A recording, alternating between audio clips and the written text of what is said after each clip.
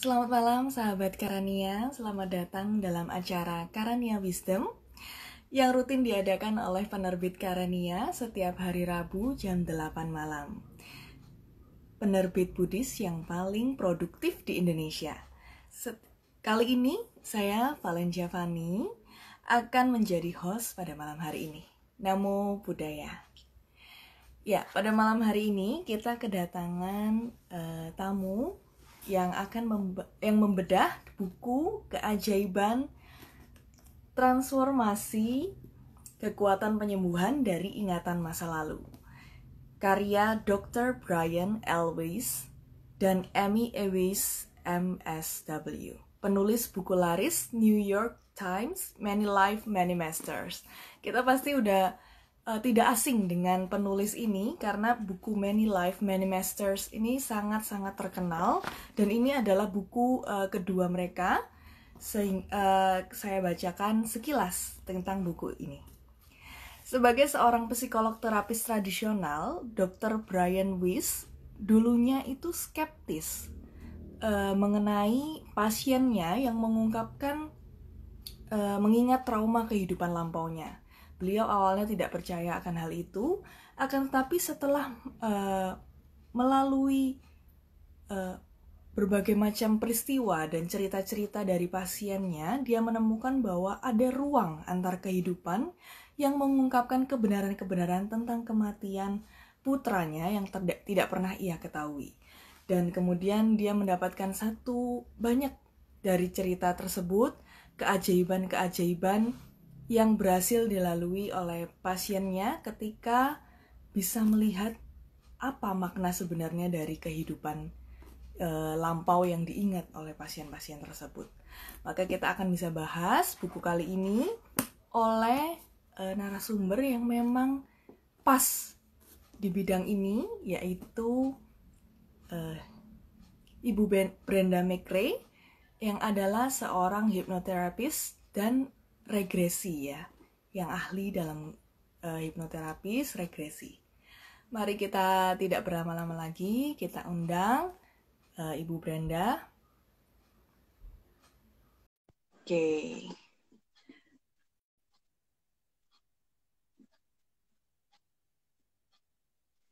Oke, sudah terundang. Selamat malam, Sis Brenda. Selamat malam, Sis. Apa kabar? Kita pernah ketemu mungkin Sis Brenda tidak seberapa ingat karena muridnya ada banyak. Kelas meditasinya Sis Brenda, saya pernah gabung. Oh ya? Gimana, Sis? Iya, yang waktu Zoom online. Oh, oke. Lanjut terus. Iya. Gimana Sis Brenda keadaannya sekarang? Lumayan, oke. Sudah siap menunggu sejak jam 8 kurang. Iya. Saya kira nggak jadi. Terima kasih mau menunggu Sis Brenda karena kita tadi ada kendala sedikit, jadi mungkin mulainya lebih mundur begitu ya. Terima kasih Sis Brenda mau hadir untuk berbincang dengan kami pada malam hari ini tentang buku Keajaiban Transformasi Kekuatan Penyembuhan dari Ingatan Masa Lalu. Bukunya ini. Oke. Tidak berlama-lama kita boleh bahas gitu ya Mrs. Brenda tentang buku kali ini. Pasti banyak yang penasaran terkait buku kali ini. Brian Weiss ini adalah salah satu mentor saya waktu saya masih tinggal di US. Jadi saya pernah ikut kelas beliau, saya pernah foto tapi nggak ketemu. Saya mau cari-cari tuh nggak ketemu foto saya sama beliau. Pernah ikut sekali kelas beliau dan beliau itu memang seringkali mengadakan kelas-kelas past life regression. Jadi tetapi karena itu umum, saya memang personally mengalami kesulitan kalau regresi umum. Jadi tidak bisa masuk. Jarang sekali saya walaupun saya di kelas sekolah, tapi kalau dilakukan bersama-sama memang saya agak sedikit kesulitan ya untuk masuk. Jadi tapi kalau one on one saya pasti bisa masuk. Jadi memang ternyata ada orang-orang yang seperti itu. Hmm. Dan buku ini memang menarik. Saya ternyata ingat-ingat saya pernah diajak oleh Bro Hendra Lim untuk membahas buku ini di Bandung. Itu udah beberapa tahun yang lalu, saya lupa. Jadi dan akhirnya saya ketemu buku ini. Tadinya saya nggak ketemu bukunya. Ternyata ketemu juga setelah si Genti kirim bukunya itu. Akhirnya saya ketemu dan udah banyak coretan-coretan di buku ini yang memang merupakan highlighter ya dari apa yang saya kerjakan dan sesuai dengan apa yang Brian Weiss tuliskan. Contohnya misalnya, ini mau dibahas tentang bukunya atau pengalaman saya atau gimana nih, Sis? Boleh. Kita mulai dengan di bukunya dulu mungkin ya, Bu ya. Jadi Sis ya, jadi nanti kita sambungkan dengan apa yang memang ternyata ditemukan gitu sama pengalamannya Sis Brenda dalam terapis sehari-hari gitu ya. Iya. Baik, kalau di buku ini kita banyak melihat bahwa banyak kisah-kisah yang dibahas di sini ya. Setiap pasiennya memiliki kisah yang berbeda-beda. Di bab pertama ini kita membahas tentang semua dari kita ini saling berhubungan. Betul. Tidak ada yang kebetulan. Sis Brenda? Betul sekali, Sis. Kita ketemu ini tidak ada sesuatu hal yang kebetulan. Pasti di masa lampau ini kita ada hubungannya.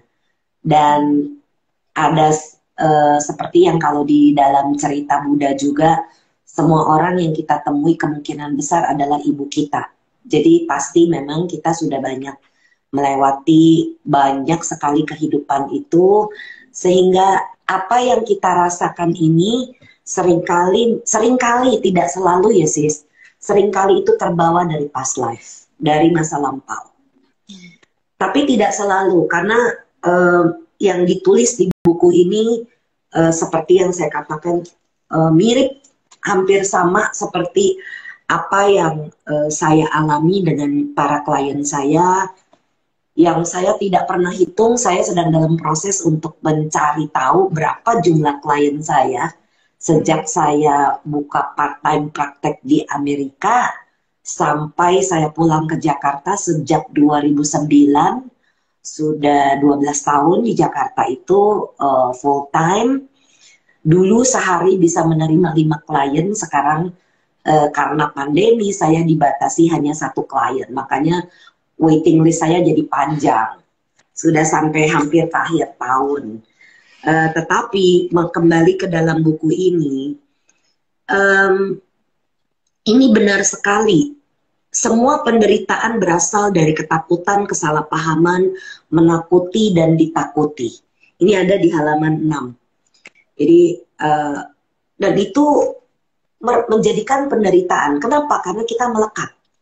Perasaan-perasaan yang muncul itu membuat kemelekatan di dalam diri kita.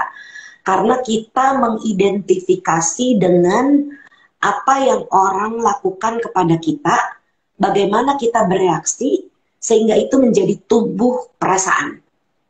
Kalau kita mengerti lingkaran Paticca Samuppada, ini pas banget ini. Jadi ada perasaan di dalam lingkaran Paticca Samuppada. Padahal perasaan cuma perasaan. Tetapi begitu kita, kalau tidak memahami, tidak mengerti, maka itu menjadi kemelekatan.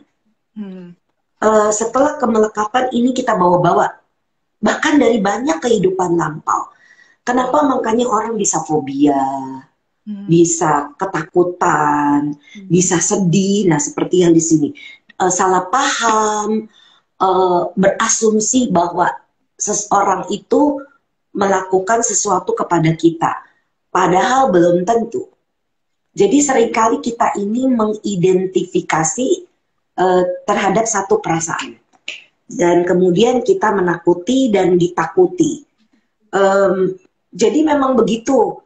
Bagaimana perasaan kita ini muncul, dan di sini Brian nulis di dalam kesaling terkaitan kita ada kekuatan ikatan yang menghubungkan kita sebagai satu ikatan spiritual yang saling mencintai, dan ini masuk di dalam Dhamma, di dalam Buddhism, karena seharusnya memang sebagai manusia spiritual kita ini saling mencintai. Makanya kenapa saya itu sangat cocok dengan meditasi cinta kasih, karena ini betul-betul cinta kasih yang dimiliki oleh semua orang, tidak memandang ras, suku, agama, gender apapun tidak. Dan di sini ada disebut juga oleh Brian. Dan ini dia bilang, semuanya menjadi lebih beralasan untuk dicintai dan dikasihi, bukan untuk ditakuti atau dicelakai. Cuma karena greed, keserakahan, kemudian yaitu loba ya, kemudian dosa, kebencian atau penolakan dan delusi, ketidaktahuan inilah yang menyebabkan kita ini mengidentifikasi dengan perasaan apapun yang terjadi, dan itu terekam di dalam subconscious kita, sis. Dan yang unik, subconscious kita ini bodoh. Dia tidak bisa membedakan itu udah dulu, udah si X, udah si Brenda yang 700 tahun yang lalu misalnya. Tapi ketakutan atau fobia itu masih dibawa. Kenapa? Karena aku ada kemelekatan itulah, sis. Dan itu cocok banget dengan Buddhism, dengan Dhamma.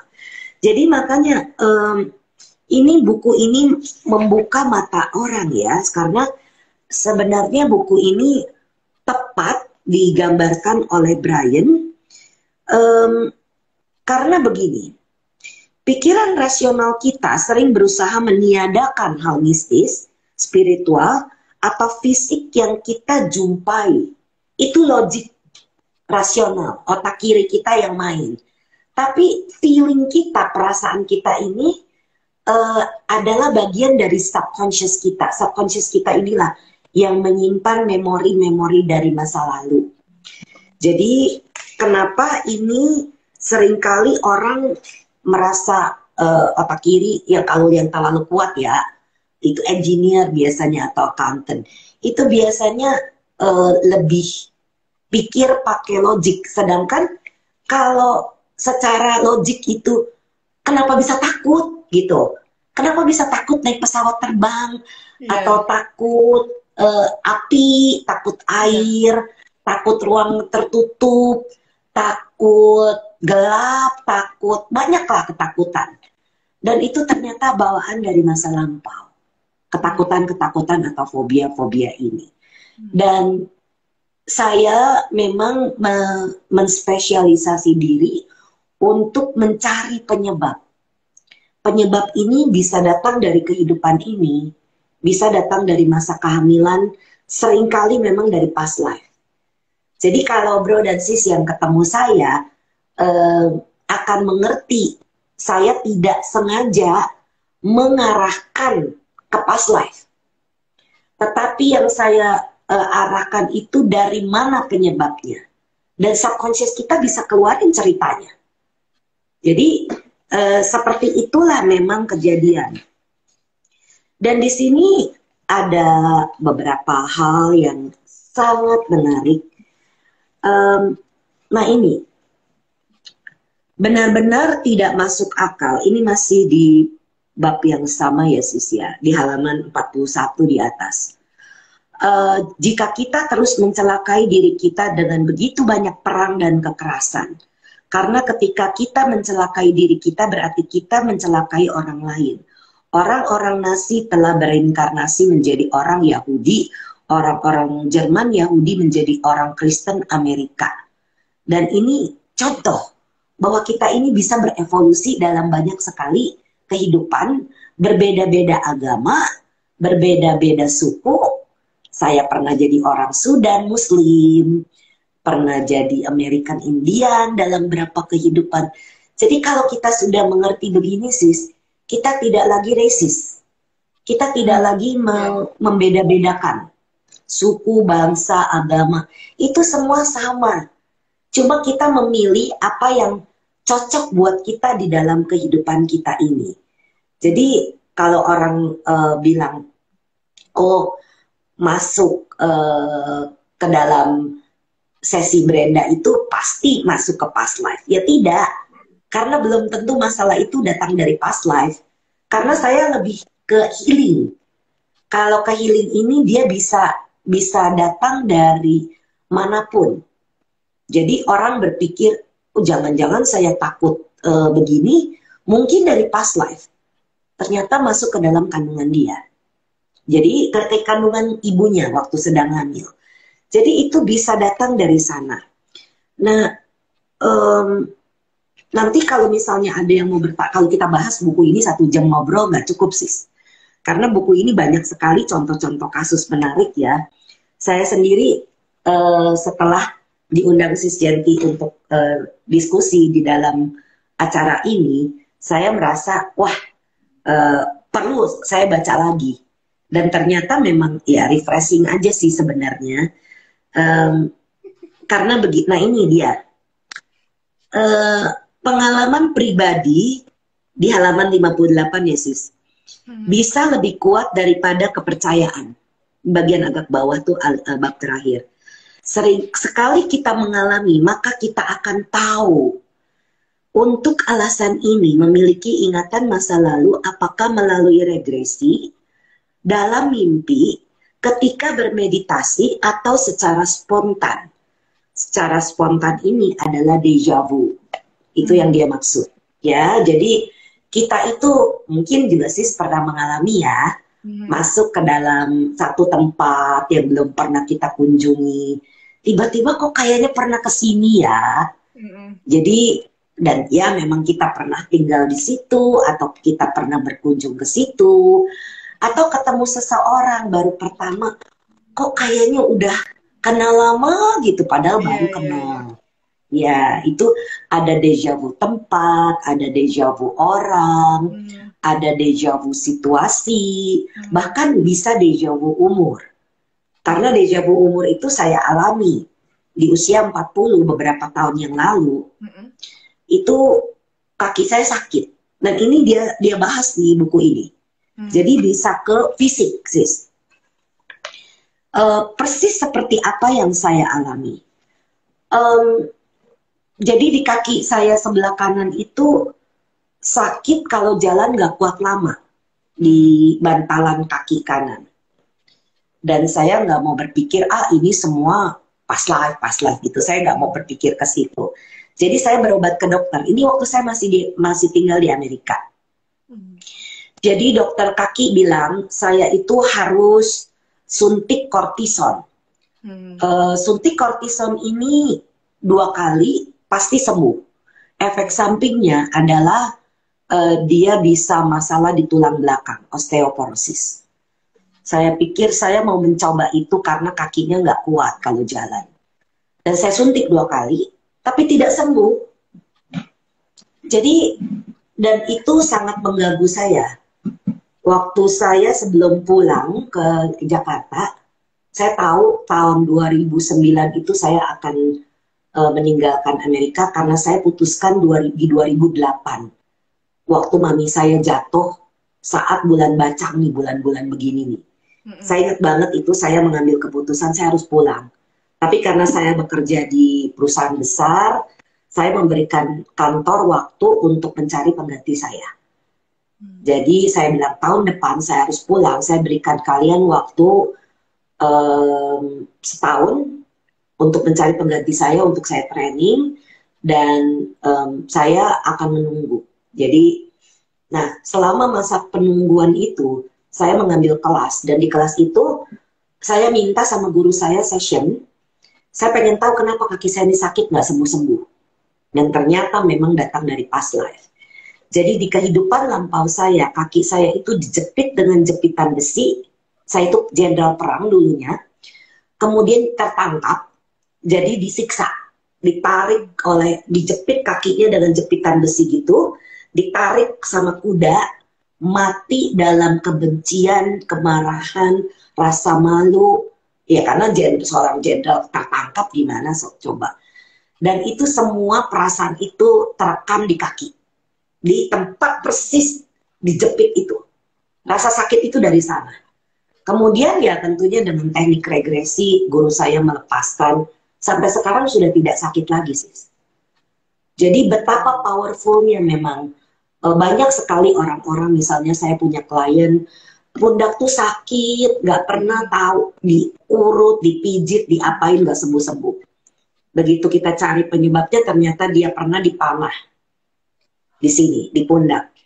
Ya, jadi kemudian ada orang yang jantungnya itu detaknya tidak rata karena pernah tusuk, ketombak atau apa.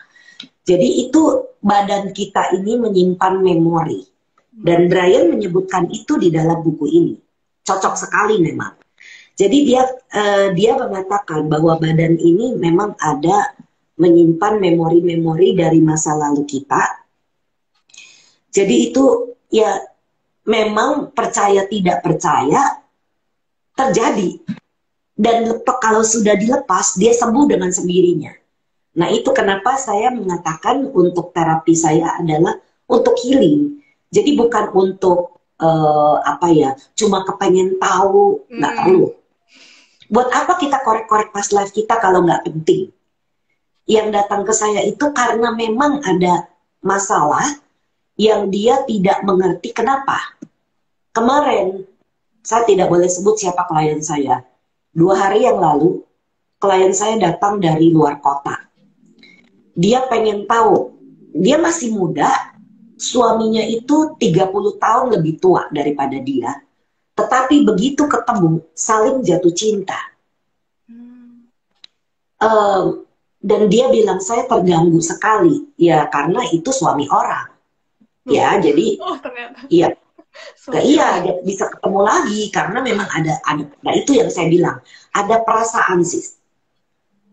Sayang, benci, marah, dendam, sakit hati, kasihan, sayang, sedih, itu bisa terbawa dari masa lampau. Ya ternyata memang begitu, sudah banyak kehidupan mereka bersama-sama. Dan pernah janji pula. Janji itulah yang mengikat. Karena suaminya itu mengatakan, sampai kapanpun saya akan menjaga kamu. Ada yang janji. Nah itu kalau sis pernah mendengar sharing dhamma saya seringkali bilang jangan janji. Karena janji itu betul-betul bisa melekat. Jadi seperti itu. Terus ada yang mau dibahas dulu nggak sis? Karena saya jadi kebanyakan cerita nih, terlalu bersemangat membahas buku ini. Seru banget. Karena memang apa yang dibahas di buku ini juga Sis Brenda alamin, jadi semakin digali semakin banyak yang sebenarnya semakin menarik gitu ya Sis Brenda. Betul sekali. Tadi kalau kita sangat-sangat melekat terhadap perasaan kita dan itu ternyata terulang lagi di kehidupan saat ini. Dan juga di banyak cerita dia mengatakan bahwa ada peristiwa itu yang terulang sebenarnya di setiap kehidupan. Yes. Dan kita nggak belajar gitu, karena kita nggak ingat yang kemarin apa. Itu dia. Jadi memang kehidupan kita ini seperti ruangan klasis. Kita belajar dan ketemu sama orang. Kenapa bisa punya perasaan benci sama orang itu? Yang kalau kita tidak selesaikan, maka kita pasti ketemu lagi sama dia nanti di next life. Jadi kenapa kita mesti ketemu sama orang ini? Kenapa orang ini bikin masalah terus sama kita? Ya karena kita ada utang karma. Ada karma yang bekerja, ada perasaan yang bekerja. Kita bisa benci sama dia, seseorang itu, karena ada penyebab. Tidak mungkin sesuatu terjadi kebetulan. Dan itu apa yang Brian katakan di buku ini, tadi saya lupa di halaman berapa, itu persis sama. Tidak ada yang kebetulan di dalam kehidupan ini. Karena pasti ada penyebabnya. Nah itu dia, jadi perasaan-perasaan ini bisa terbawa terus. Yang kalau kita tidak belajar untuk melepaskan, untuk memaafkan, untuk ya sudahlah, saya memang harus bayar, ya sudahlah saya terima. Sampai kita betul-betul tidak lagi punya kebencian. Nah itu dia, bagaimana kita bisa melepaskan kebencian, itulah kita jadi naik kelas. Di next life kita bisa juga nggak ketemu sama orang itu lagi. Karena kita sudah bisa melepaskan kebencian, bisa melepaskan kemarahan, bisa melepaskan dendam, sakit hati, apapun yang mengganggu pikiran dan perasaan kita. Jadi memang tergantung kita semuanya. Kan di dalam Dhammapada dikasih tahu, pikiran adalah pelopor dari segala hal. Mau kejahatan, mau kebaikan. Itu semua dari pikiran kita. Jadi apa yang kita pikirkan, itulah yang bisa menjadi kenyataan. Karena kita pikir, ini orang jahat benar ya sama saya nggak jahat sama dia, kenapa dia jahat benar sama saya? Misalnya kita dipukul, kita di KDRT, misalnya diapain gitu. Kok bisa begitu ya nih orang sama saya? Kok bisa tega ya? Jadi kalau tidak mengerti, ya memang pertanyaan-pertanyaan seperti itu muncul. Tapi kalau kita sudah mengerti, the whole point of regression itu adalah understanding, pengertian sis. Bukan untuk mengorek. Karena apa yang sudah berlalu, sudah. Tapi kenapa saya mengambil spesialisasi ini? Karena disitulah letak awal mulanya. Seperti di sini, tadi saya ada baca sepintas, di halaman 71 sis. Dari atas bab kedua. Saya telah memiliki banyak pasien wanita yang datang karena masalah kesuburan. Banyak juga yang mampu hamil setelah rintangan kehidupan masa lalu, seperti ketakutan atau kehilangan anak sekali lagi dihilangkan. Atau setelah ketegangan dikurangi melalui penerimaan dan pengertian. Saya ingat banget, saya punya klien satu di Amerika. Ketemu saya pengen berhenti rokok pertama kali. Orang bule, orang Amerika. Jadi dia pengen berhenti rokok, saya tanya kenapa? Karena saya pengen hamil. Oke, session berikutnya kita bekerja. Oke, rokoknya udah bisa berhenti. Saya pengen makan sehat karena saya pengen hamil. Saya kepengen bisa punya anak. Dan ternyata hamil setelah itu. Tetapi kenapa dia ngeblok, mengalami begitu banyak keguguran dalam kehidupan ini?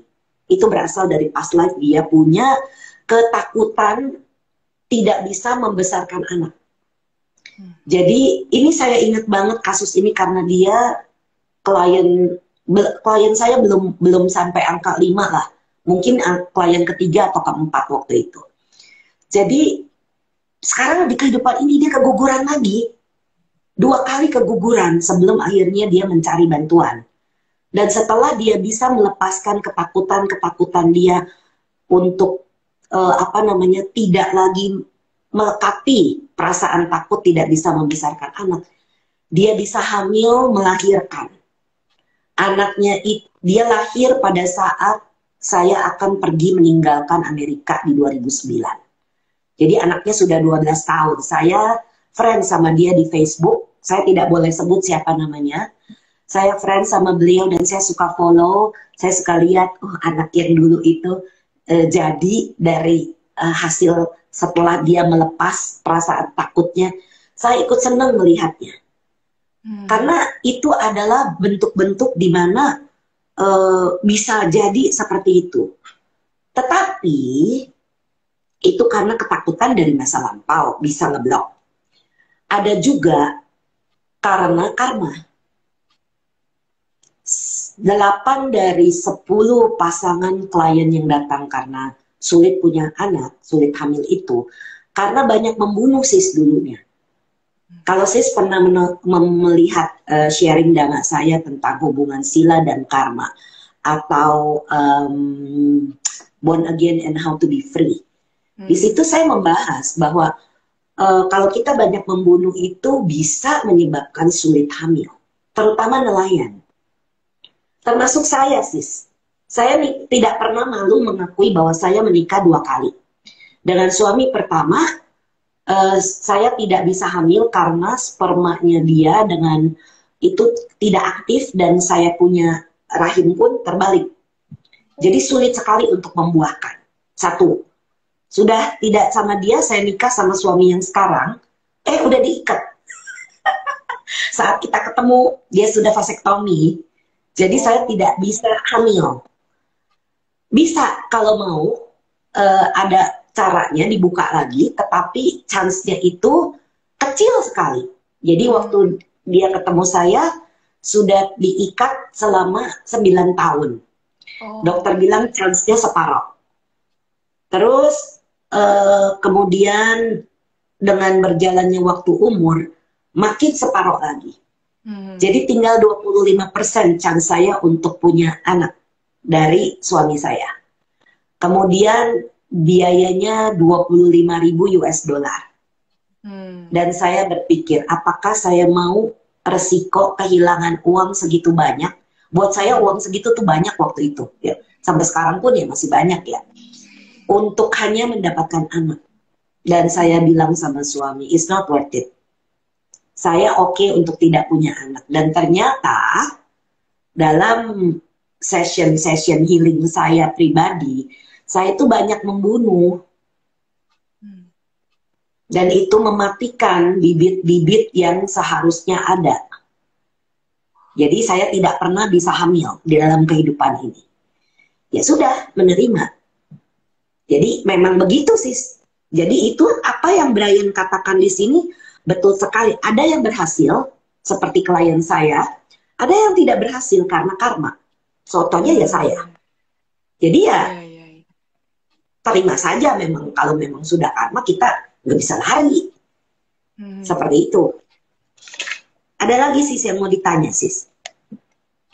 Tapi setelah kita mengerti gitu ya, setelah kita melihat bahwa apa yang terjadi di kehidupan sebelumnya itu mungkin karena perasaan yang belum selesai atau karena karma, kita jadinya sekarang jadi gitu ya, lebih nerima kenapa kita sekarang mendapat akibat yang ini gitu kan ya. Betul, betul. Ya itu yang tadi saya bilang, the whole point of regression, semua poin tentang regresi ini adalah pengertian. Pengertian kemudian menerima. Karena kalau kita nggak bisa nerima, ya kita menderita. Kenapa sih saya dibenci sama orang tua saya? Kenapa saya suka dimaki-maki sama mertua saya? Seperti itu misalnya contohnya. Atau kenapa saya diselingkuhi suami? Contoh klasik. Jadi tapi seringkali ya ketemu penyebabnya. Karena dia selingkuh dulunya lah ya diselingkuhi lah. Wajar dong sis. Hukum karma kan adil. Betul. Baik. Sekarang dari penonton kita bisa buka pertanyaan. Jadi bagi teman-teman sahabat Karania yang ingin bertanya, silakan untuk bertanya. Karena ada 3 penanya yang akan kita pilih untuk mendapatkan 3 buku gratis keajaiban transformasi kekuatan penyembuhan dari ingatan masa lalu. Jadi silakan bertanya, pertanyaan-pertanyaan yang menarik, nanti kita akan pilih 3 orang yang beruntung. Ada pertanyaan? Dan nanya di sini gratis, kalau datang ke tempat saya bayar. Iya, jadi tanyalah kepada Sis Brenda sekarang, ini mumpung gratis nih. Dan kalau sis, entah sis tahu atau enggak, saya berhubungan dengan Bro Waluyo di Karania. Saya menulis buku saya, Memori Janin dan Dampak Setelah Lahir. Ini lewat Karania, ini penerbitnya. Yang diterbitkan oleh Karania juga. Baik. Bagi sahabat Karania yang ingin beli gitu ya, silakan untuk mencari bukunya Sis Brenda di karania.com. Iya, dan saya juga stok buku ini jadinya. Karena banyak klien yang bertanya, Bu, ada buku-buku yang menarik nggak? Tapi yang bahasa Indonesia. Oh, ada, keajaiban. Saya jual, kalau mereka mau beli. Iya. Tapi ya mereka ya sama aja sih harganya. Dengan Karania sama. Oke. Dari Ibu Susaniap 88 ada pertanyaan. Bu Brenda, apakah binatang yang kita makan juga ada hubungan karma dengan hubungan karma berefek ke sekarang atau kehidupan selanjutnya? Binatang yang kita makan, iya, juga ada hubungan karma katanya. Saya rasa tidak. Kecuali kita yang suruh seseorang potong atau kita yang potong. Itu bisa kena karma.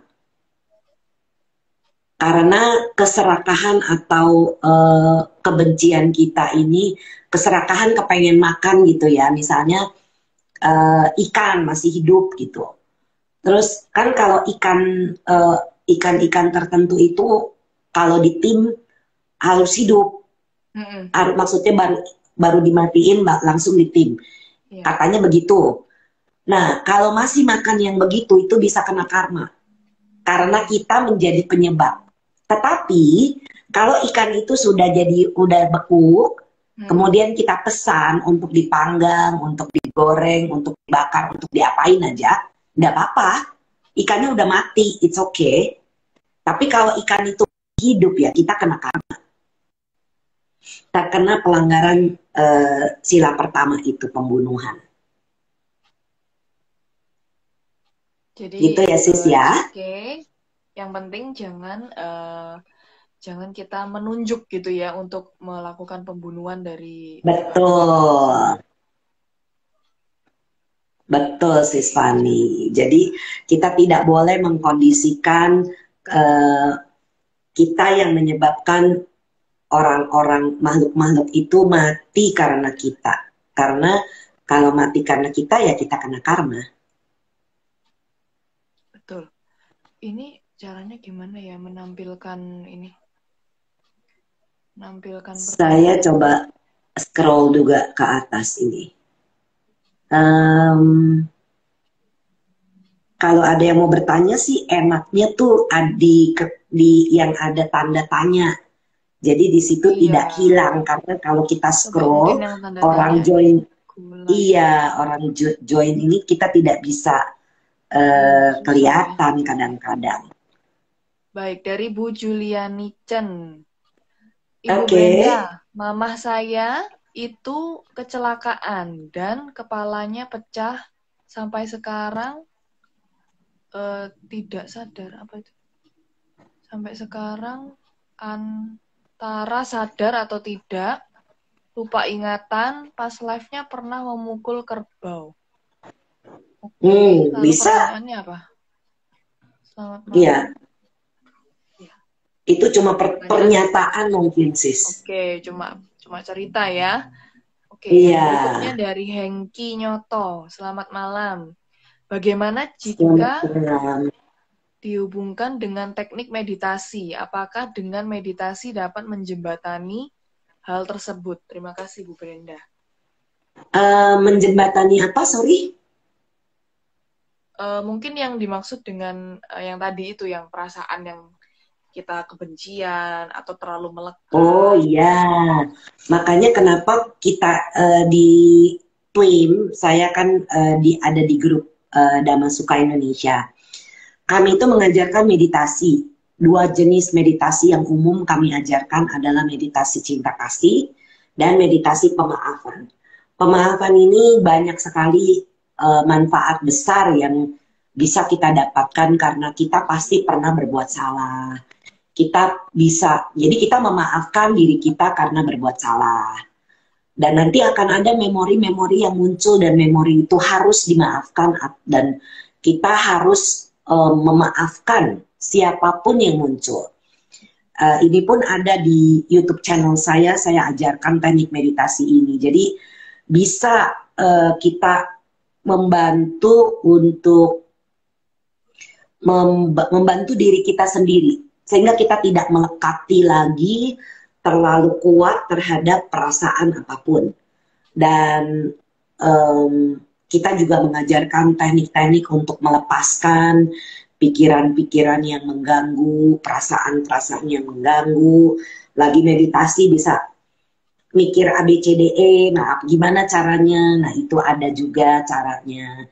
Jadi silakan kalau yang mau belajar meditasi, damasuka.or.id itu bisa ke sana. Jadi silakan saja. Oke, channel YouTube-nya Bu Brenda mungkin? Brenda.iemekre sama dengan IG saya. Jadi brenda.iemekre. Silakan untuk dilihat-lihat channelnya. Ya. Oke, ada pertanyaan masuk lagi dari Yogio. Bu Brenda, jadi bagaimana melepaskan ikatan-ikatan perasaan masa lampau atau sekarang? Terima kasih. Kalau tidak merasa perlu regresi, bro atau sis bisa belajar meditasi. Kami mengajarkan teknik yang namanya 6R atau 6M. Itu ada penjelasannya. Jadi biasanya ini kami ajarkan untuk mengatasi gangguan perasaan apapun yang muncul. 6R atau 6R ini dalam bahasa Inggris, 6M-nya dalam bahasa Indonesia. Jadi R pertama adalah recognize atau mengenali. Mengenali ada gangguan, kemudian release, melepaskan. Setelah kita melepaskan, lalu kita merilekskan atau relax, ya. R keempatnya smile atau manis, tersenyum kembali. R kelimanya adalah return, mengembalikan perhatian kita kepada objek kita atau sedang apapun yang sedang kita lakukan. Dan R keenam adalah mengulangi, repeat the whole cycle. Jadi 6R atau 6M ini sangat ampuh. Saya ini siswa nih, dulunya itu saya tuh suka emosi, gampang sekali marah. Sampai saya dipanggil Spitfire sama orang-orang bule, karena mereka tahu ada dua sisi. Satu sisi mereka kasih saya project apa, saya langsung kerjakan dalam waktu singkat. Wow. Sisi negatifnya, begitu ada orang Noel sedikit, saya langsung meledak. Sumbu pendek kata orang. Jadi dua sisi ini yang sebetulnya sangat mengganggu, karena saya jadi mudah marah, mudah kesel, mudah nggak bisa kayak ditoel orang gitu. Sampai akhirnya saya praktekkan 6R atau 6M ini, jadi ya tinggal ketawa aja. Apapun yang terjadi ya sudahlah, saya tidak mengambil itu personally lagi, karena mengerti, sudah belajar meditasi, sudah dapat hasil baik, dan sudah tahu itu semua datang dari masa-masa lalu. Buat apa lagi kita identifikasi kepada diri kita, ya lama-kelamaan itu hilang. Jadi sekarang kalau orang misalnya nih ada yang mau panggil, Sis Brenda, kamu tuh anjing misalnya. Saya cuma senyum-senyum aja, saya akan lihat, saya nggak punya ekor. Enakan begitu ketawa daripada marah. Kenapa kita mesti marah? Tuh kita bukan anjing. Jadi kalau kita punya ekor, kita punya guguk, punya apa, menggonggong gitu ya, kita boleh memang kita anjing gitu. Jadi untuk sekarang udah berapa tahun ini, ya terserahlah kamu mau ngomong apa, saya nggak pusing. Jadi tidak lagi semua hal itu dianggap sebagai pribadi. Jadi betul-betul impersonal, ya. Dan ini sangat melegakan, sis, sangat nyaman, dan itu sangat enak. Jadi hidup kita nggak banyak beban, seperti itu. Ini mau membahas pertanyaan berikutnya. Luar biasa ya, sis. Bagaimana meditasi hidup sadar itu benar-benar melepaskan emosi-emosi dan karakter-karakter kita yang mungkin negatif begitu, buruk dari zaman dulu. Ya, saya mengerti kenapa saya bisa emosional seperti itu. Rata-rata orang yang pernah perang di kehidupan lampau itu rata-rata emosional. Rata-rata. Sesudah emosional begitu, bisa lahir jadi jin. Jadi jin itu bawaannya emosi, marah-marah terus. Itu ciri orang kalau pernah jadi jin. Misalnya lagi bawa mobil, bawa kendaraan, itu nggak boleh disalip orang. Pengen balas nyalip lagi. Nah itu ciri jin itu. Memang kalau regresi bisa kelihatan, sis. Ketahuan. Selain manusia begitu bentuknya. Iya. Lah iya. Bisa juga. 31 alam kehidupan itu betul-betul bisa dibuktikan. Mau jadi dewa, mau jadi binatang, mau jadi peta, hantu. Saya juga pernah jadi hantu. Saya juga pernah jadi binatang. Saya juga pernah jadi jin. Kemudian neraka nggak tahu. Belum pernah saya alami. Tapi alam-alam lain itu pernah. Dewa pun pernah. Jadi ya memang begitu alam kehidupan. Oke. Jadi bukan sesuatu hal yang aneh kalau Oke, oke. mengerti. Saya pikir ketika Misalnya meditasi hidup, kita hanya mengingat mm-mm, kehidupan kita yang lampau sebagai manusia begitu kan. Ada ceritamu enggak, sebagai manusia yang di kehidupan sebelumnya. enggak. Ternyata nggak hanya manusia Ada yang yang pernah dari jadi burung, ada yang pernah jadi ular, belum lama jadi macan, oke. kemudian ada yang jadi capung, ada tuh pernah jadi capung. Lucu-lucu, aneh-aneh. Capung. Ya, Tapi nggak ada matanya perasaan di besar. situ. Ketika jadi hewan dan sebagainya, apakah masih ada cerita perasaannya gimana gitu? Juga ada. Ada, ada. Terutama rasa sayang, rasa sedih, rasa takut, itu ada. Oke, oke. Jadi kalau dibilang Paticca Samuppada itu bekerja di binatang, ya ada. Betul. Hmm. Masih ada perasaan. Dan mereka mengidentifikasi karena mereka tidak mengerti. Wah. Tapi apakah juga ada Binat memori-memori yang seperti melekat juga seperti yang tadi Sis Brenda itu terkait kaki sakit, mungkin waktu lahir jadi ya, binatang pernah sakit apa gitu dimakan bisa kalau hewan pernah lain, ditombak atau dijerat trauma. atau di apa, bisa ada memori itu. Karena pernah beberapa kasus seperti itu. Jadi tidak selalu ditombak itu jadi dalam kehidupan manusia. Kan Hmm. orang-orang zaman dulu kan barbar, Hmm. pakai tombak, pakai Ya. apa, pakai pedang, Hmm. berburu gitu kan. Jadi ya kita bisa bisa terkena itu. Tapi di Tapi dalam buku ini biasanya tidak dibahas ya Sis ya untuk yang kehidupan iya, lain manusia. iya, mereka tidak dia tidak membahas itu karena mungkin ya entah ya karena Brian ini kan mengacunya ke pengertian Hindu. Oh, Makanya oke. dia selalu sebutnya reinkarnasi, Hmm. bukannya rebirth. Kalau kita kan menyebutnya rebirth, Mhm. yaitu tumimba lahir, kelahiran yang berulang.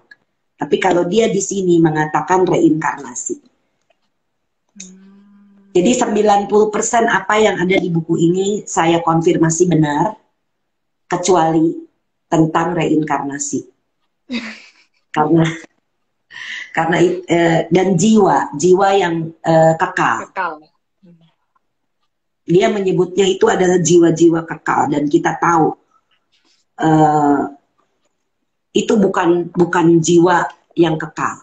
Tidak ada yang kekal di dalam dhamma. Eh, ada satu di sini yang menarik di halaman 77. Karma bukanlah hukuman tetapi kesempatan untuk tumbuh. Jadi dia mengatakan seperti itu. Hubungan karma terus berlanjut dalam banyak kelahiran sebagai hubungan yang dibangun kembali dan diperluas. Orang yang kita cintai bersama kita sepanjang waktu. Kita belajar bersama. Kadang-kadang mereka mengajari kita dan sebaliknya. Betul. Bumi merupakan sekolah kita dan kita semua adalah teman dan guru.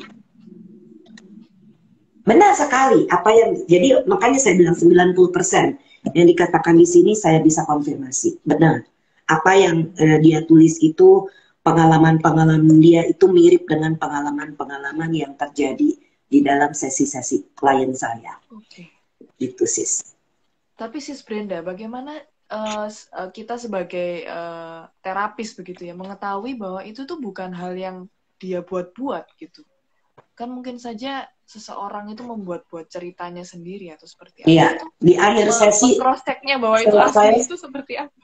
ya, di akhir sesi itu saya selalu bertanya satu pertanyaan. Kunci ya. Itu untuk mengetahui apakah itu real atau Hmm. palsu. Ah, oke. Di akhir session Secret, saya. Jadi saya selalu secret ya. bertanya pertanyaan. Iya, jadi itu akan menunjukkan, apalagi kalau dia betul-betul lihat. Karena untuk diketahui juga, tidak semua orang itu visual, bro dan sis. Iya. Jadi kalau tidak visual tidak bisa lihat. Hmm. Tapi feeling perasaan itu akan muncul karena dan perasaan itu akan kuat. Nah Yes. itu real. Hmm. Oke. Jadi Masih ada pertanyaan lagi nggak ketika sih? emosinya itu benar-benar dia bisa deskripsikan begitu ya? Betul, sis. Oh, oke. Baik, pertanyaan sudah banyak sekali mengantri. Boleh kita lihat sebentar. Dari Monggo. Candy Fernando. Apakah alam bawah sadar masa lampau menjadi penentu kualitas kehidupan saat ini, seperti kepribadian dan lain-lain? Bagaimana sih, Brenda? Em, Bisa iya, bisa tidak. Iyanya, contoh. Kalau kita di kehidupan lampau itu sudah bermeditasi, contohnya. Di kehidupan ini begitu bermeditasi itu enak aja. Dan bahkan bisa mencari meditasi. Misalnya, seseorang pernah menjadi biku. Saya pernah punya klien muslim yang pernah jadi biku dulunya. Jadi dia bilang dia senang mencari meditasi. Nah, itu bukan sesuatu hal yang aneh kalau kita mengerti. Tetapi bisa juga itu pengaruh dari kehidupan di kehidupan ini. Contoh, kenapa seseorang bisa memakai narkoba misalnya? Apakah itu datang dari kehidupan lampau? Di kehidupan lampau, mereka itu palingan rokok, apa tuh cerutu-cerutu, kemudian apa tuh kayak American Indian tuh ada yang zaman sekarang tuh ada tuh sis, apa namanya? Shisha. Saya lupa. Sisa, ya. Ya, seperti itu. Itu merupakan bibit dari orang yang akan memakai narkoba. Jadi dari dulunya udah suka seperti itu, ketemu pula lingkungan yang memakai narkoba. Jadilah dia akan memakai narkoba. Jadi bisa begitu. Kemudian orang kecenderungan yang suka judi. Di kehidupan lampaunya bisa jadi iya, bisa jadi tidak. Tetapi di kehidupan ini, dari kecil sudah dibiasakan main kartu. Tuh kalau kita Imlek, kan orang-orang suka pada menghabiskan waktu dengan main kartu. Itu bibit judi, itu hati-hati. Yang tidak menyadari ternyata itu adalah bibit. Dan bibit ini kalau kita kultivasi terus, dia akan berkembang.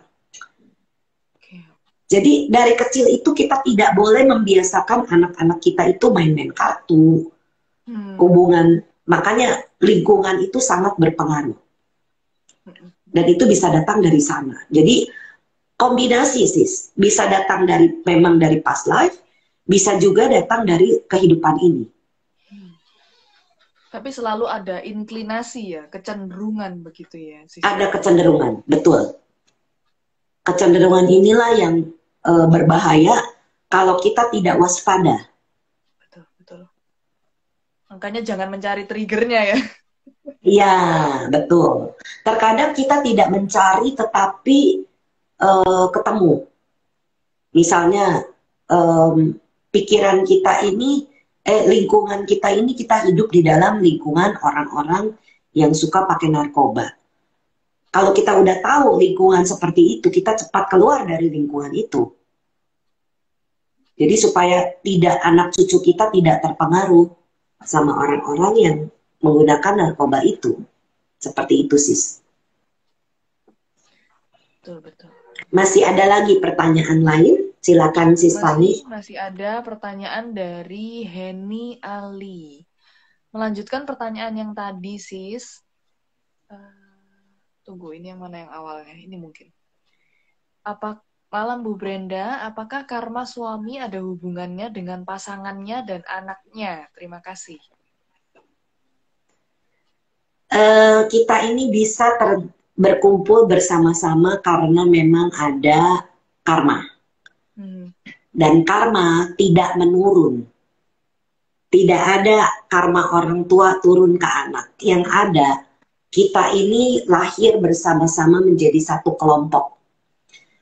Kenapa dalam satu kecelakaan, contohnya, bisa ada yang selamat tapi ada yang meninggal semua? Iya. Karena itu ada karma kelompok namanya. Jadi, tapi ada yang masih hidup. Kenapa bisa begitu? Kenapa nggak ikut meninggal aja semuanya? Hmm. Karena dia punya tumpukan karma baik. Ada tabungannya. Dia banyak melakukan kebaikan, dia sering fasting misalnya, dia sering melakukan, dia sering donor darah, dia sering memberi kepada orang yang sakit. Itu perbuatan-perbuatan baik itu akan terkumpul yang mengkondisikan dia itu bisa selamat dari kecelakaan. Kecelakaannya dialami, tetapi tidak fatal. Jadi kalau karma harus berbuah ya pasti berbuah. Tetapi ada yang fatal, ada yang tidak fatal. Kenapa orang sakit bisa sembuh? Ada yang orang sakit fatal meninggal. Gitu. Jadi ada memang karma-karma ini bersama-sama bersama keluarga kita. Karena tidak mungkin kita menjadi suami istri, orang tua dengan anak, saudara kita, kakak beradik itu terjadi begitu aja secara kebetulan. Tidak ada. Semua ini ada kondisinya. Kondisi inilah yang menjadikan kita bertemu bersama-sama. Begitu. Oke, silakan dilanjut, Sis. Baik, pertanyaan acara kita sampai jam berapa ya? Oke, kita masih ada sekitar 10 menit lagi. Mungkin 2 pertanyaan lagi, begitu ya, Sis Brenda. Oke, silakan Sis Fani yang pilih. Berikutnya, pertanyaan melanjutkan yang tadi. Maksudnya kalau suami berbuat buruk, karenanya bisa diterima istri tidak? Tidak. Kalau yang pasangannya berbuat buruk, istrinya bisa menerima akibatnya atau tidak? Gitu pertanyaan. Tidak, tetapi bisa jadi karena memang ada kondisi di mana si istri melakukan sesuatu kepada si suami. Dan sekarang itu berbuah kembali kepada dia. Itu jawabannya, tetapi tidak bisa karma itu menurun atau menular. Kita tanam padi ya dapetnya padi, mana ada tanam padi dapat jagung. Ya gitu, jadi pengertiannya sederhana itu. Jadi karena kalau karma ini kompleks kalau mau dibicarakan, tetapi itu ada hubungannya. Jadi misalnya kenapa ya suami saya ini bisnisnya susah, dan saya jadi ikut susah, itu mungkin yang dia maksud. Atau suami saya punya usahanya bagus dan saya jadi ikut senang misalnya. Nah itu ya karena ada tumpukan-tumpukan kebaikan mereka bersama-sama. Tapi kalau misalnya suaminya susah dan dia jadi ikut susah, ya dia ada sesuatu yang dia lakukan dulu yang mengkondisikan bersama-sama dalam kehidupan ini mengalami seperti itu, begitu. Jadi ya tidak ada yang kebetulan ya Sis ya. Jadi semua itu pasti ada penyebabnya. Kita pemilik karma kita sendiri, begitu ya Sis? Yes. Seperti di betul sekali. Kemudian pertanyaan terakhir dari Tony Cahyadi, Bu Brenda, seseorang suka berselingkuh dengan istri-istri orang, apakah terkait dengan past life? Silakan Bu Brenda. Sebentar. Bisa iya, bisa tidak. Saya pernah mengalami klien seperti itu, memang datang dari past life, tetapi ada yang terjadi karena di kehidupan ini dia itu ternyata punya kebencian terhadap ibunya atau terhadap bapaknya. Jadi seperti pengen balas dendam gitu loh Sis. Jadi yang dia pacari itu ya istri orang. Atau dia pernah dalam kehidupan ini diselingkuhi. Jadi itu pun bisa membawa dia itu seperti subconsciously dia itu kepengen balas. Padahal dia tahu nggak baik itu. Dia melanggar sila banget itu, melanggar sila ketiga banget itu. Jadi jangan lakukan itu. Kita stop di kehidupan ini. Jangan kita biarkan. Kenapa? Karena kalau kita biarkan, kita itu masuk ke alam menderita di kehidupan mendatang. Itu akibat dari pelanggaran sila itu begitu. Jadi hati-hati bro dan saya tidak menakut-nakuti, tetapi memang ada implikasi akibat dari apa yang kita lakukan di kehidupan ini. Jadi itu sebabnya kenapa kita harus waspada betul-betul tentang perbuatan, pikiran, dan ucapan kita. Karena itu menjadi karma. menjadi penyebab sesuatu terjadi kepada kita. Kita nggak bisa salahin siapapun. Semua itu terjadi karena kita penyebabnya. Tetapi ironiknya sis, banyak loh orang Buddhis yang tidak bisa menerima kalau karma buruk lagi berbuah. Iya. Banyak sekali. Kalau karma baik lagi berbuah ya mereka tidak pernah ingat. Tetapi kalau karma buruk berbuah, aduh sis Brenda saya mengalami ini. Kan udah tahu ini semua karma. Tapi saya nggak bisa terima.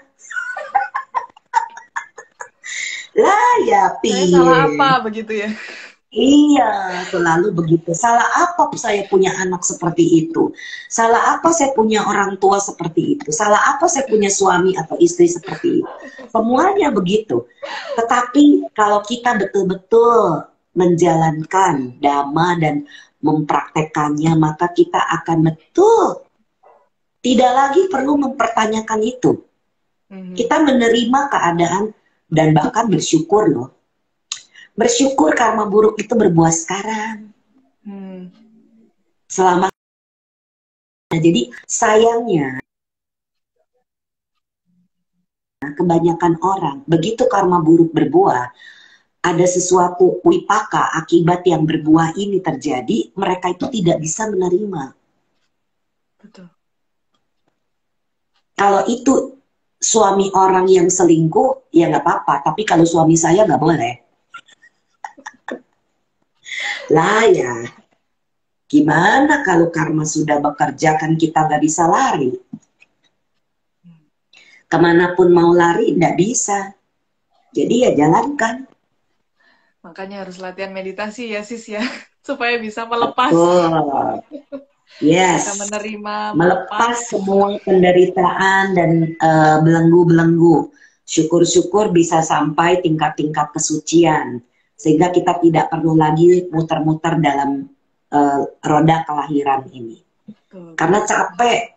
Kalau pekerjaan saya tiap hari seperti ini sis, saya itu jadi betul-betul mengerti kenapa orang bisa lahir terus. Tapi kalau kita sudah meditasi dan kita sudahlah, memang ini yang harus kita jalankan. Dan kita mencapai tingkat-tingkat kedalaman meditasi, maka kita bisa mengerti, oh ini yang Buddha maksud dengan belenggu-belenggu batin. Ini yang Buddha maksud dengan belenggu batin nomor 1, 2, 3, 4, 5, 6, dan seterusnya. Kita akan betul-betul bisa memahami.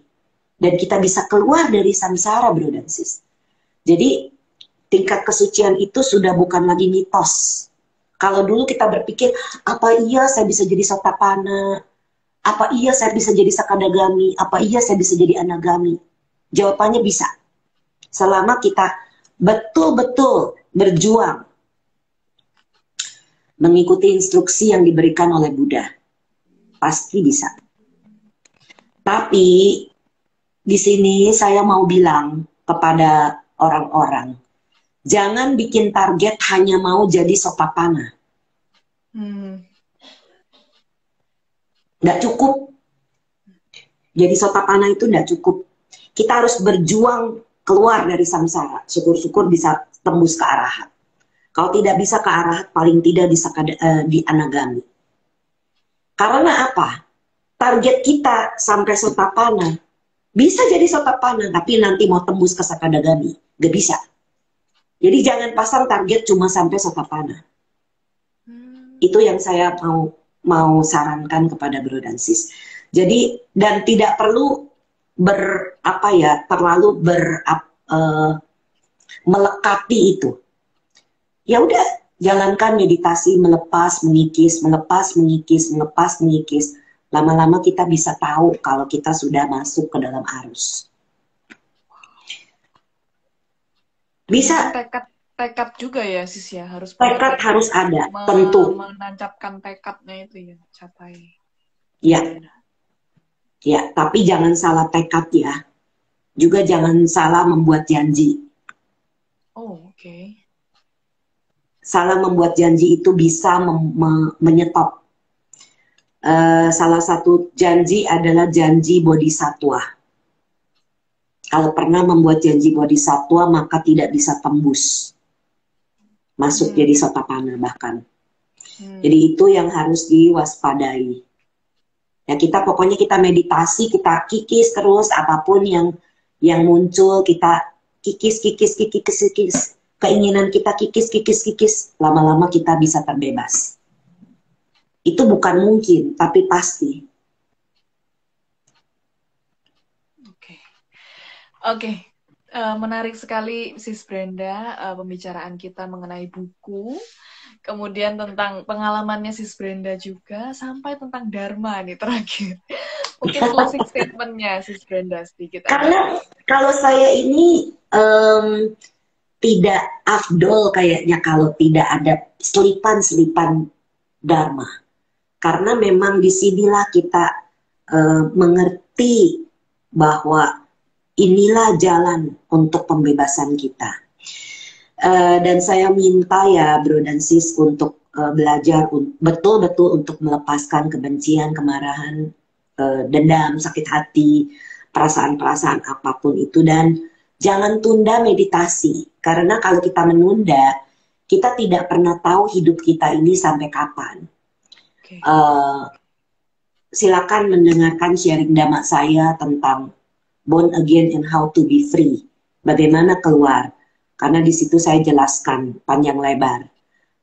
Jadi kalau nggak mau, udah capek muter-muter di samsara, jalan itu adalah berdana, melakukan banyak kebaikan dengan memberi, kemudian menjaga sila kita pastinya, dan juga bermeditasi sudah pasti. Karena jalan itulah untuk bisa betul-betul kita keluar dari roda-roda kelahiran berulang.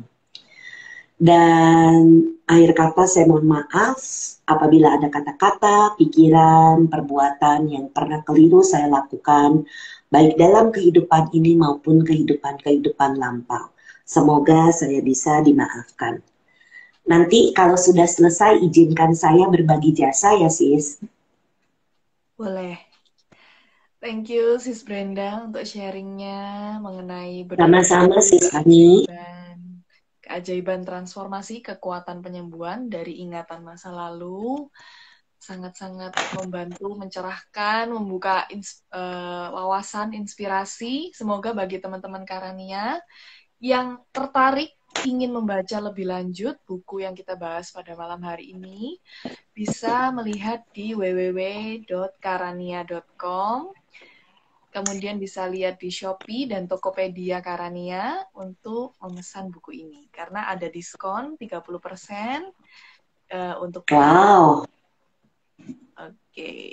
Baik, 3 orang yang beruntung.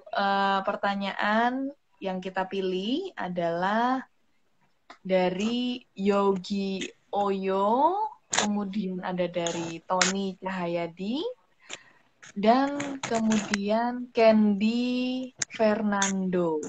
Ya, dari 3 nama tersebut, silakan untuk mendirect message ke Instagram Karania, nama, kemudian nomor HP dan alamat, agar kita bisa mengirimkan buku Keajaiban Transformasi Kekuatan Penyembuhan dari Ingatan Masa Lalu ini ke rumah Anda. Baik, Yogio. Selamat ya kepada para pemenang, pasti tidak menyesal mendapatkan buku ini. Bukunya bagus banget. Banyak inspirasi, banyak sekali kisah-kisah. Semua orang itu ada makna kenapa dia seperti itu, kenapa dia. Betul. Banyak banget deh, kita belum bisa. Jawabannya ada. Betul sis.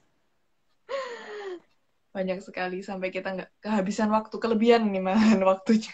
Terima kasih. Iya, kalau pegang buku ini kayaknya nggak kepengen ditaruh karena banyak sekali kasus-kasus yang sangat super menarik. Jadi itu yang menyebabkan saya juga beruntung ya karena saya ini bukan penulis. Jadi untungnya ada mentor saya ini yang menulis buku ini. Jadi saya tinggal merefer, mau baca lebih lanjut silakan beli buku Keajaiban. Nanti buku saya akan keluar mudah-mudahan di beberapa tahun mendatang. Cerita kasus-kasus para klien saya. Wow, kita tunggu ini cerita versinya Bu Brenda. Ini kan versinya saya. Versi kenyataan yang terjadi pada klien saya. Wow. Oke. kita tunggu nih versi Indonesianya nih. Iya. Baik, karena Bu Brenda telah memberikan sharing di Karania Wisdom kali ini, kami dari Karania ingin memberikan apresiasi kepada narasumber kita, yaitu privilege keanggotaan Karania Book Club, yang benefitnya adalah cashback 30% dari buku-buku terbaru terbitan Karania. Terima kasih. Sadu. Terima kasih. Oke. Baik, boleh Sis Brenda untuk kita bisa pelimpahan jasa begitu. Tadi Sis Brenda ingin. Oke. Mari kita bersama-sama berbagi jasa. Semoga yang menderita bebas dari derita. Semoga yang merasa takut bebas dari rasa takut. Semoga yang berduka menghapus semua dukanya. Dan semoga semua makhluk menemukan kelegaannya. Semoga semua makhluk berbagi jasa yang telah kami peroleh untuk memperoleh semua jenis kebahagiaan. Semoga semua makhluk di angkasa dan di bumi, para dewa dan naga yang perkasa, berbagi jasa-jasa kami ini, semoga mereka terus melindungi ajaran Dhamma. Semoga mereka terus melindungi Indonesia dan seluruh dunia. Semoga semua makhluk berbahagia. Sadu, sadu, sadu. Sadu, sadu, sadu. Terima kasih untuk doanya, berbagi jasa. Terima kasih Bu Brenda sudah menemani kita. Terima kasih juga Sis Fani, Sis Yenti, dan Karania yang sudah memberikan kesempatan kepada saya untuk berbuat kebaikan sekaligus membahas tentang buku yang luar biasa ini. Oke. Terima kasih juga untuk sahabat Karania yang telah mengikuti kita dari awal hingga akhir. Terus ikuti acara Karania Wisdom setiap Rabu jam 8 malam. Untuk itu, follow Instagram kita di @penerbitkarania agar tidak ketinggalan acara-acara kita lainnya. Akhirnya, baca buku Karania dan jangan lupa hidup bahagia. Saya Valencia Fani, Namo Buddhaya. Oke, selamat malam. Namo Buddhaya. Selamat malam, sahabat Karania. Selamat malam, Sis Fani dan semuanya.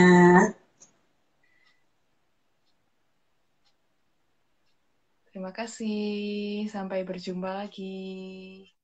Terima kasih semua sahabat Karania, mohon maaf karena ada pertanyaan yang tidak bisa ditanyakan tadi ya. Selamat malam, Namo Buddhaya.